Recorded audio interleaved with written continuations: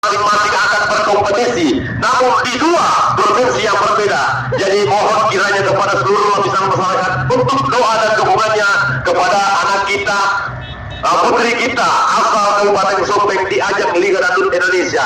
Dan kami undang untuk hari nanti malam petasan di lapangan sepak bola Halaman KDP, petasan di lapangan bola sepak bola Halaman KDP.